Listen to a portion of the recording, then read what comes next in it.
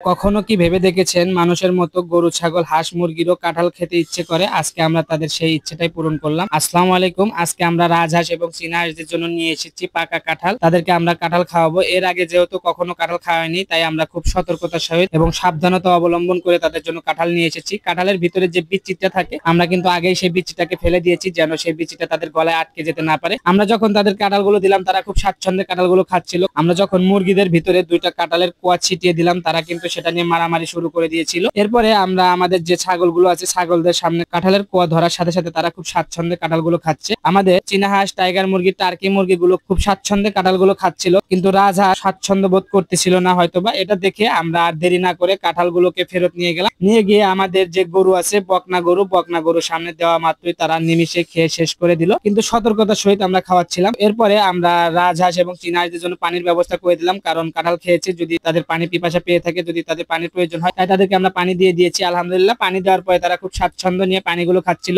আপনারা যারা মুরগি, হাঁস, গরু, ছাগলকে কাঁঠাল খাওয়াতে চান, তারা খুবই সতর্কতা অবলম্বন করবেন এবং অতিরিক্ত গরমের সময় তাদেরকে কাঁঠাল কোনোভাবেই খাওয়াবেন না। এতে কিন্তু হিতে বিপরীত হতে পারে, আপনি ক্ষতির সম্মুখীন হতে পারেন। আজকের আবহাওয়া একটু ঠান্ডা হওয়ার কারণে বৃষ্টি বৃষ্টি ভাব ছিল, তাই আমরা তাদেরকে অল্প পরিমাণে কাঁঠাল খাইয়েছি। আর কাঁঠালে ভিটামিন এ ও সি থাকায় হাঁস মুরগি, গরু ছাগলের উপকার হয়, তবে বেশি খাওয়ালে কিন্তু হিতে বিপরীত হতে পারে, আপনি ক্ষতির সম্মুখীন হতে পারেন। তাই সকলে সাবধানতা অবলম্বন করে হাঁস মুরগি, গরু ছাগলকে কাঁঠাল খাওয়াতে পারেন। আমাদের জন্য দোয়া করবেন, আমাদের হাঁস মুরগি, গরু ছাগলদের জন্য দোয়া করবেন। সকলে ভালো থাকবেন, সুস্থ থাকবেন। আল্লাহ হাফেজ।